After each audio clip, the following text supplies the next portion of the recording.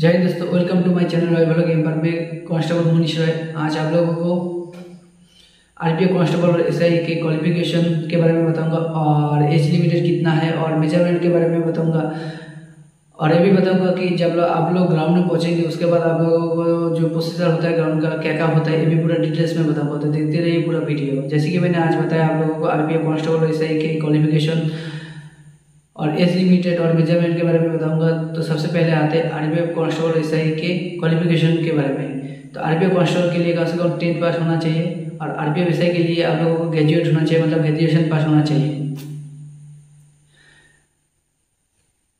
अभी आते हैं एज लिमिटेड के ऊपर। जो आरपीएफ कांस्टेबल है उनका एज लिमिटेड जो जनरल कैटेगरी के है उनको 18 से 25 ईयर्स तक मिलती है और जो ओबीसी कैंडिडेट है उनको 3 साल की छूट मिल जाती है और जो एससी और एसटी कैंडिडेट उनको 5 साल की छूट मिल जाती है। अभी आते हैं आरपीएफ एसआई की एज लिमिटेड कितना है। आरपीएफ एसआई की जो जनरल कैटेगरी के है उनको 20 से 25 साल तक मिलते हैं और जो ओबीसी कैटेगरी के होगा उनका 3 साल तक छूट मिलती है और जो एससी और एसटी कैटेगरी होगा उनको 5 साल की छूट मिलती है। इसके बाद आते हैं मेजरमेंट के बारे में। जब आप लोग आरपीएफ कांस्टेबल और एसआई की रिटन एग्जाम पूरा क्लियर कर जाएंगे तो आप लोगों को ग्राउंड पर बुलाया जाएगा और जब आप लोग ग्राउंड पे आ जाएंगे सबसे पहले आप लोगों का होगा मेजरमेंट और मेजरमेंट में सबसे पहले होता है हाइट मेजरमेंट, मतलब आप लोगों को हाइट मापा जाएगा। तो अभी आते हैं हाइट के बारे में। आरपीएफ कांस्टेबल और एसआई के दोनों की सेम हाइट रहता है, तो इसीलिए जो मेल कैंडिडेट है जो जनरल और ओबीसी कैटेगरी के उनको 165 सेंटीमीटर होना चाहिए और फीमेल कैंडिडेट को 157 सेंटीमीटर होना चाहिए। और एससी और एसटी कैटेगरी के जो कैंडिडेट है मेल कैंडिडेट है उनको 160 सेंटीमीटर होना चाहिए और जो फीमेल कैंडिडेट है उनको 152 सेंटीमीटर होना चाहिए।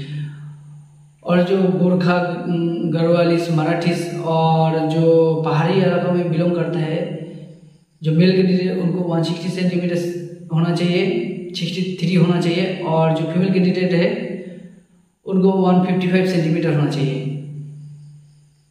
तो ये हो गया हाइट मेजरमेंट। जब आप लोगों का हाइट मेजरमेंट हो जाएगा उसके बाद आप लोगों को होगा चेस्ट मेजरमेंट। तो चेस्ट मेजरमेंट से मेल कैंडिडेट को होता है और चेस्ट मेजरमेंट भी आरपीएफ कांस्टेबल और एसआई की सेम रहता है।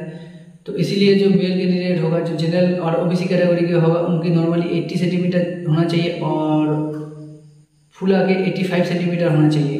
जो एससी और एसटी कैटेगरी की रहेगा उनको 76.2 सेंटीमीटर होना चाहिए और फुल आके 81.2 सेंटीमीटर होना चाहिए। और जो गोरखा, गढ़वालीस, मराठीस और पहाड़ी इलाकों में बिलोंग करता है उनको 80 सेंटीमीटर होना चाहिए नॉर्मली और फुल के 85 सेंटीमीटर होना चाहिए। मतलब आप लोगों को नॉर्मल से 5 सेंटीमीटर ज़्यादा फुलाना पड़ेगा। जब आप लोगों को हाइट मेजरमेंट और चेस्ट मेजरमेंट हो जाएगा उसके बाद आप लोगों को रनिंग के लिए बुलाया जाएगा। और आरपीएफ कांस्टेबल के लिए 1600 मीटर रनिंग होता है, टाइम होता है 5:45 मिनट और 5:45 मिनट में जो आ जाता है सबको लिया जाता है। अभी आते हैं एसआई, आरपीएफ एसआई के लिए। आरपीएफ एसआई का भी 1600 मीटर रनिंग होता है, उनको टाइम दिया जाता है 6 मिनट 30 सेकेंड। और फीमेल कैंडिडेट जो फीमेल आरपीएफ कांस्टेबल के लिए जाते हैं उनके लिए 800 मीटर रनिंग होता है और उनको टाइम दिया जाता है 3 मिनट 40 सेकेंड। और फीमेल आरपीएफ एसआई के लिए जो रनिंग करने जाता है उनको टाइम दिया जाता है 4 मिनट। और रनिंग में आप लोगों को एक ही अटेम्प्ट मिलेगा जिसमें आप लोगों को कंप्लीट करना पड़ेगा। इसके बाद जब आप लोगों को रनिंग कंप्लीट हो जाएगा उसके बाद आप लोगों को लॉन्ग जंप के लिए बुलाया जाएगा और लॉन्ग जंप आरपीएफ कांस्टेबल और एसआई की सेम रहता है। तो जो मेल कैंडिडेट उनको 14 फीट लॉन्ग जंप देना पड़ता है और 2 अटेम्प्ट मिलेगा और जो फीमेल कैंडिडेट है उनको भी 9 फीट लॉन्ग जंप करना पड़ता है, उनको भी दो ही अटेम्प्ट मिलेगा।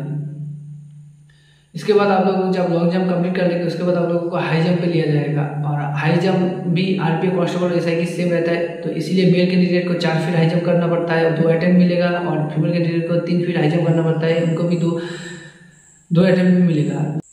जब आप लोगों का height measurement, chest measurement, running long jump, high jump पूरा कंप्लीट हो जाएगा। उसके बाद आप लोगों को डॉक्यूमेंट वेरिफिकेशन होगा, और डॉक्यूमेंट वेरिफिकेशन में क्या क्या पेपर चाहिए, इंपॉर्टेंट पेपर चाहिए, वो भी बता देता हूँ।